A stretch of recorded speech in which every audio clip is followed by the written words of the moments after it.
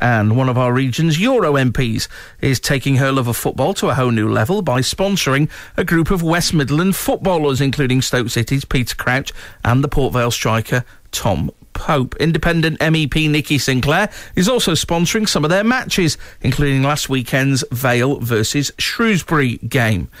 She's now thinking of organising her own game of football with those players, so we can speak to her now. Nikki, good morning.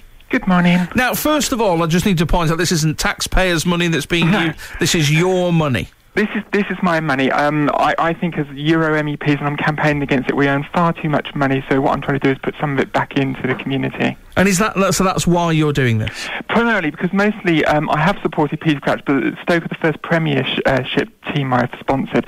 Most teams are lower league teams and non-league teams in the region. So how does this work then? You're sponsoring them within the game in which they're already sponsored because they're part of a team?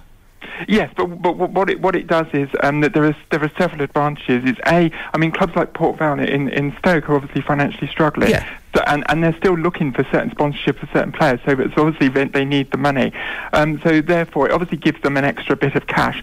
But I'm also using some of the benefits, corporate benefits you get with sponsoring players to donate to local charities and so forth, like I did on Saturday. I invited some local children to the match. Oh, so you get like a corporate box to go with it? Sort of, yes. And then it goes kind of at lunch, a tour of the stadium, changing rooms, on the pitch at the start with the referee and the captains, that type of thing. So I was able to bring some local children on to do that with me. And I'm just looking down some of the players, and when we've mentioned Peter Crouch, Tom Pope, you've also got players from Kidderminster, Nuneaton, Matt Sadler from Walsall, Danny Blanchett from Burton Albion. You're thinking, or you're hoping that you can get these players, all of these players, together and play in a match on their own? Well, that's what I'm hoping. What we've actually done is we've actually picked players in different positions. So we've actually, up on my wall, I've got a Sabutio pitch, and we've got the pictures of all the players. And what we're hoping to do, maybe some of them won't be able to do, but maybe the clubs will be able to put up other players. And what I'd like to organise in May is some type of match between them and a Forces 11 for Help for Heroes. Because I'm also on the Armed Forces Parliamentary Scheme, where I go and visit our Air Force bases and operations and take part.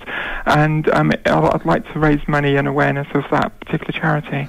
You know what people are going to be saying, don't you? That should you not be concentrating on more serious issues? Is there not a better way to spend your time?